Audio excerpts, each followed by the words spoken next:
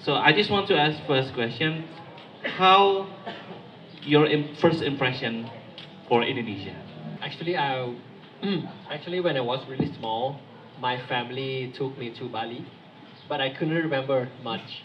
Oh, you already go to Indonesia before. When I was very small, to Bali. Yes. My first impression is I was really nervous flying when I'm flying here because I heard that the people receive a lot of good feedback, but I was really nervous. But when I first really like look into the eyes of the Sutradara Lahn Mah, I can feel like the warmth and all of the crew or even the media. I can feel like very homey. Sometimes I wanted to speak Thai because it feels so homey. I feel really good to be here. Thank you. Okay, thank you so much, Mr. Pat. The next question is, we personally, and probably a lot of Indonesian audience, want to thank you because thank you for making a movie that makes our hearts cry. And I think that's one achievement that I think for Indonesian audience, it's one of rarest type of movies. Because for me personally, Thailand movies never fail to make our heart cries. That's why I think your movies receive very, very well in Indonesia. My question is, can you tell us a little backstory about how the development process for this Lahn Mah movie? Many years before, I was working for GDH, for Bad Genius, the series, with the producer, one of the producer of this studio, and they were, and at the same time, there's a script writer of GDH. His name is Tosapon. He wrote himself a script and sent it to studio, and it was like a short story about him and his grandmother. But the story wasn't like this, not wasn't like in the movie. We developed it afterward, but the heart of the script also make my heart cry. When I received this from the writer and the producer, I really love this story. And the first question is, I think everyone might feel the same, that is this movie gonna be a blockbuster? Is it gonna even make some money? Because it's about a family and a drama, a little comedy about life, slice of life. But we love the story so much. We love the feeling of it so much. So we want to make it anyway.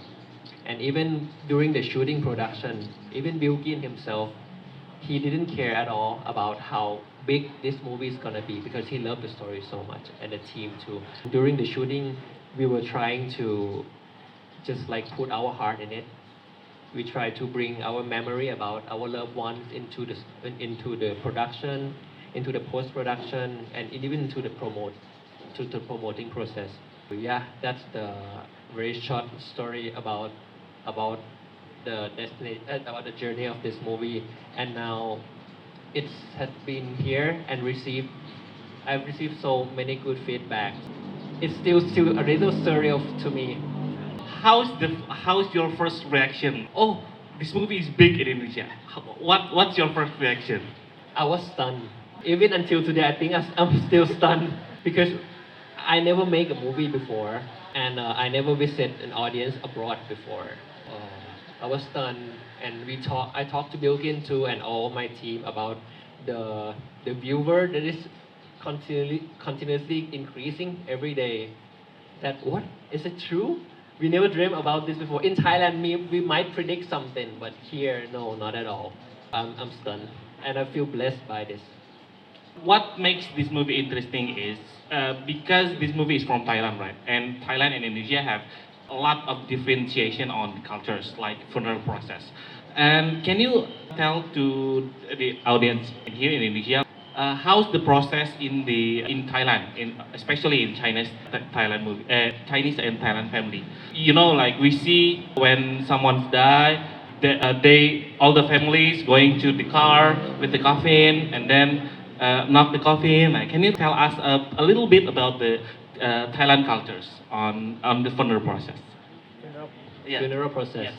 We have many religions in Thai. Usually it's based on the religions of the family that is holding the funeral. Me personally, I'm Chinese. I'm like Thai Chinese, from Thai Chinese family, and there are even more like subculture in Thai Chinese family. the one you see in the movie is from Teochew. It's like when you want to bring the dead one to the graveyard, you have to like knock on the coffin to let them to make sure that the spirit will not get lost along the way. That's why M keep knocking on the coffin. If you are like in the majority of Thai people, when someone dies, we pray for a few days, and then we burn the body and cremate the body, and then spread the ashes into the river usually. Yeah, probably you already mentioned earlier that the story is a very, very heartwarming. So you and your team probably didn't care how much this will be big, right?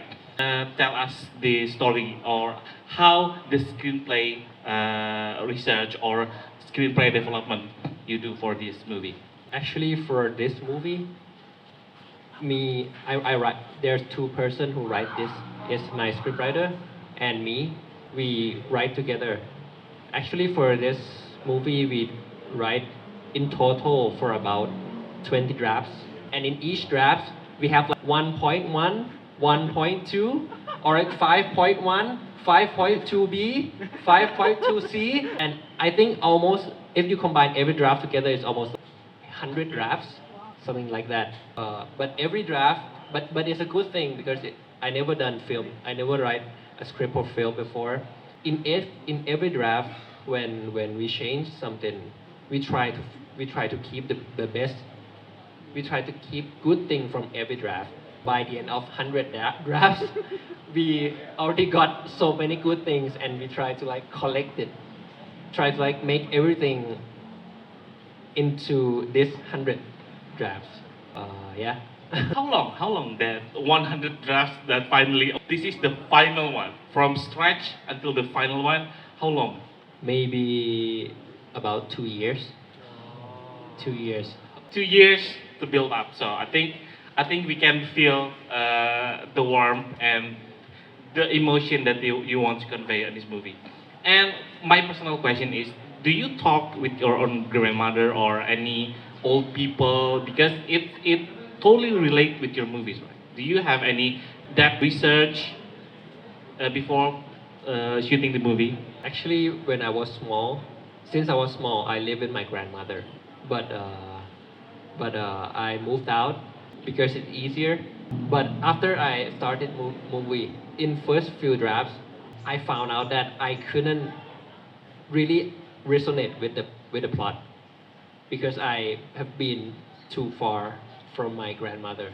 So I moved back in the house, which forced me to like talk to her, maybe even a little bit, but every day, and try to pick something up from her behavior, from her word kind of talking, and all of the kind of talking come from my grandmother.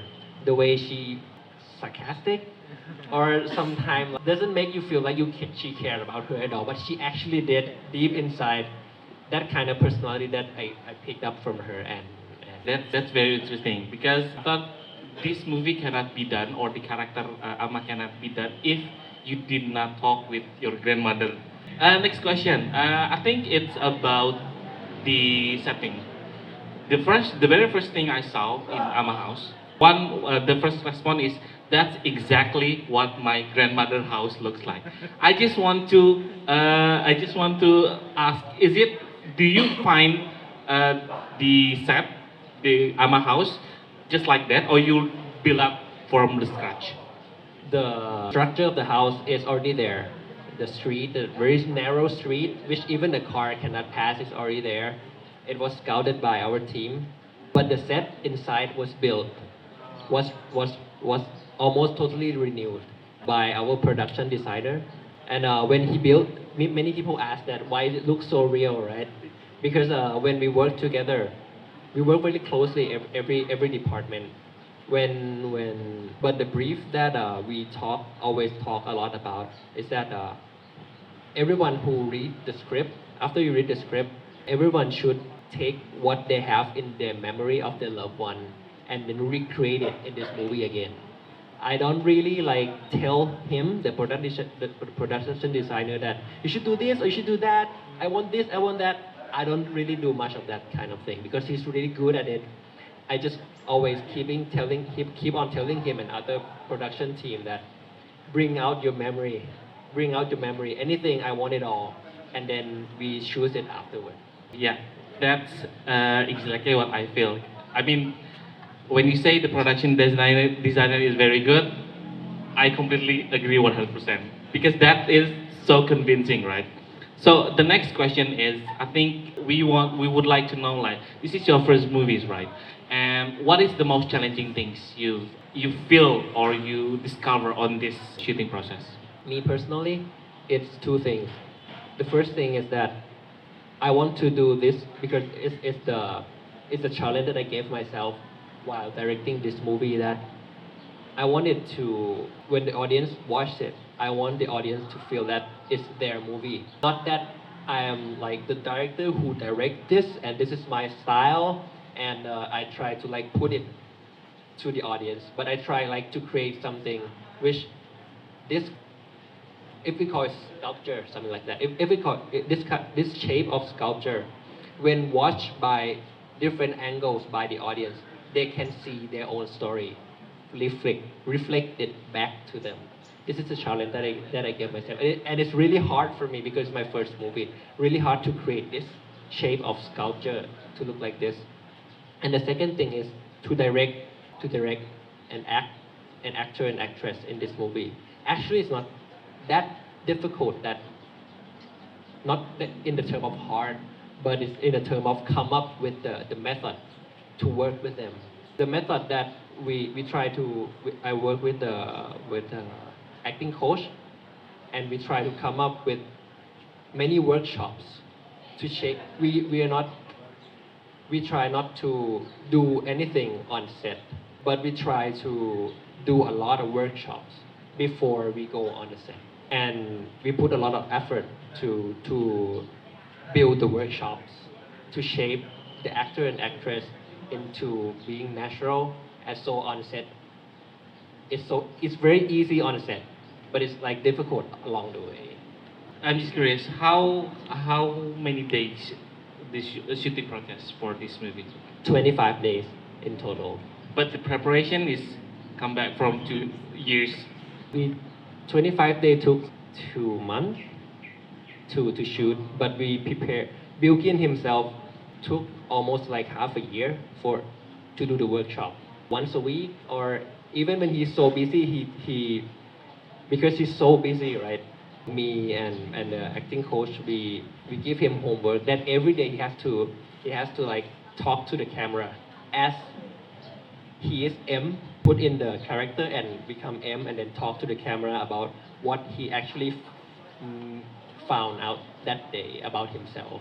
And he keep doing that for half a year, maybe, and many workshops. So Bilgin and probably other actors have their own homework, right? Yes, and yes, you yes. are teacher who give the pointers, and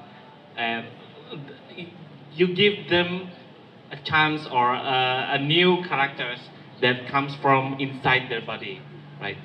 This is relating with your your previous statements. Why Bilgin, and how and what the X factors that makes you Bilgin is M? What makes you choose Bilgin? Because he's so charming. He's really charming because I never worked with him before, and we never talk a lot.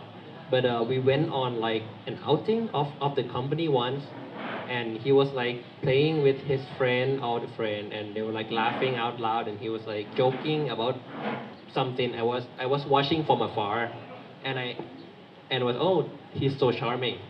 But at that time I didn't have any project in mind. But after like I finished the script, more than like maybe 2 or 3 years after that, I thought, but the producer thought about him, and so we put him into like taping, and I'm so and after we do the taping, that's when we found that he's so charming. Oke, thank you so much. Nanti pertanyaannya boleh bahasa Indonesia, nanti ditranslate oleh Mas Edric sebagai translator, atau mau langsung boleh.